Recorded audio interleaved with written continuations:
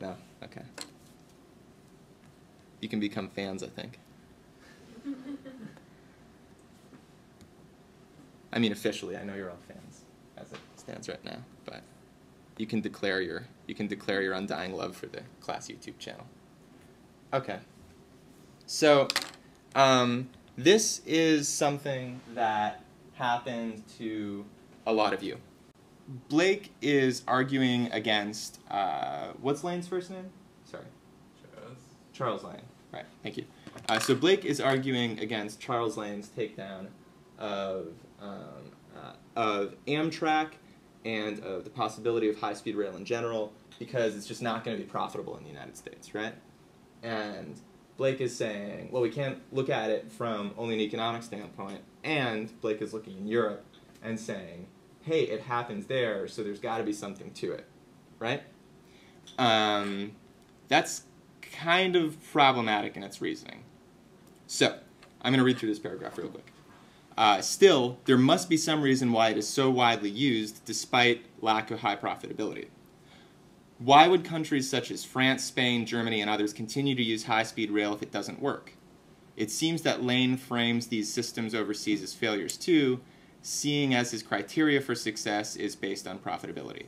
But he has indifference with the people running those systems. Obviously, high-speed rail in those countries has been considered effective by those employing it, regardless of how those cases stand economically.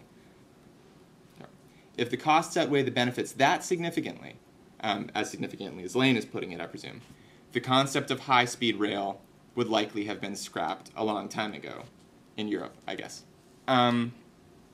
Okay, so what's wrong with that as a defense against someone saying it's not profitable? It's discounting all the differences between Europe and the US in terms of how the population is distributed and what other types of infrastructure are there. Blake says? Okay, so Brian's saying what Blake's not taking into account is a bunch of information that would point to why it can't work in the United States as opposed to Europe. So you're trying to peel the Europe side away from the American side, right? Okay. That's based on a knowledge of the issue grounded in certain facts, right? That's something that you could only get from research, right? I mean, because you can't just say Europe isn't the United States, because clearly it's not. They have different names, right? But, like, what's different about them, right? And you're going to talk about existing infrastructure. You're going to talk about different kinds of incentive structures. You're going to talk about different tax policies, different lifestyles, and the smaller landmass, right? You're bringing facts into that, and that's good. There's like a logical rhetorical problem with presenting it this way, however. Well, couldn't you say that by basically conceding that it's not profitable, he's more or less supporting Lane's argument, and he's like not really countering, just like sidestepping and walking away? Okay, so Lane's saying it's not profitable, and Blake is just sort of giving up on that point.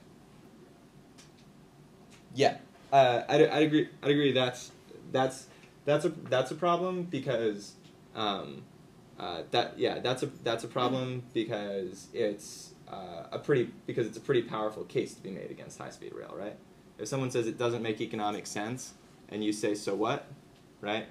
It's going to be very hard for people. It's going to sound like you're just being bullheaded, right? Because that is a powerful critique of it, right? Right, and I want to put that on ice because I want to come back to it. But also, if it's not profitable, I guess that makes me think that it's not very popular. That not many people are going to use it, so that people are kind of like against it. So. Where?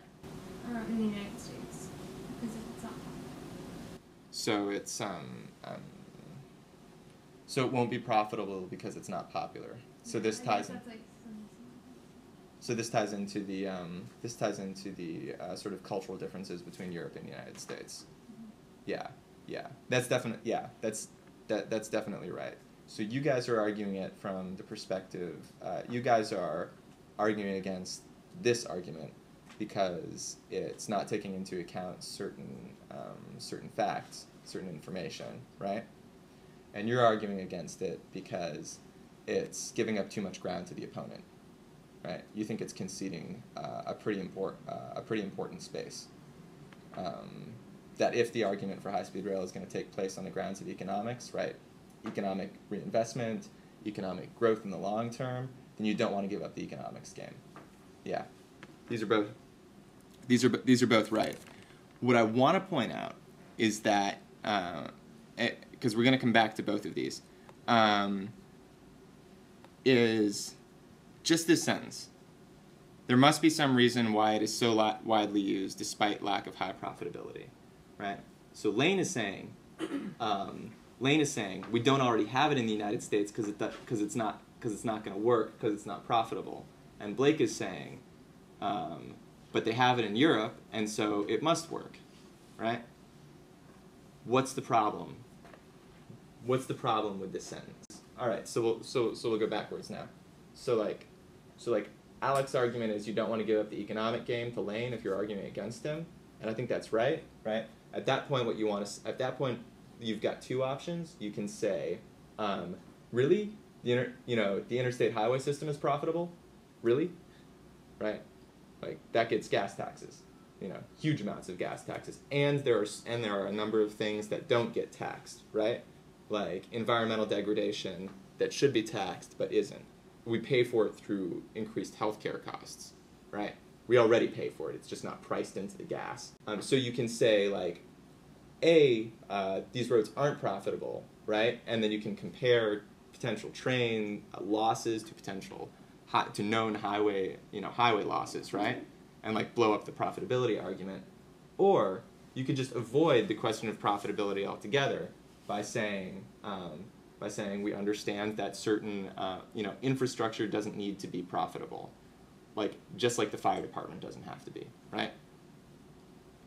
Because these things are both necessary for economic growth. If people didn't think things were going to burn, if people didn't think their house was going to get saved if it burned down, they wouldn't be as productive, right? Because they'd always keep someone at home with a bucket of water at the ready, right?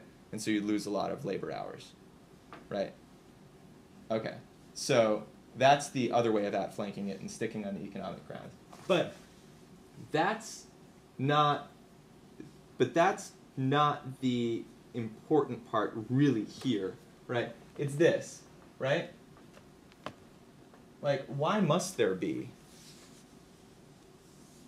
some reason, right? So if Lane's saying we don't have it because it's not profitable, right? To come back and say, oh, well, Europe has it, therefore it must be, right? Both sides here, both Lane and then you, are both presupposing that the way things are is the right way, right? And so that's a hard argument to find any common ground on, or to have a meaningful critique on, because all you're doing is you're pointing to Europe and saying, oh, well, they've got it, and so they must be doing it right. At which point, Lane would probably say, oh, well, they're just, they just have a socialistic nanny state that's going to collapse, right? And it's just going to be pure ideology, right? At which point you could say, oh, well, America is on its last legs as a global empire, and it's going to turn into Cormac McCarthy's The Road within a decade, right? So what we've got there is two completely opposite worldviews that can't interact with one another. When I, as a reader, see someone assure me that it must be the case that, right, without backing it up with information, I grab my wallet, right? Because when someone does that, that means that they don't have the numbers to back it up. Do this, and this is what your research papers can fix, right?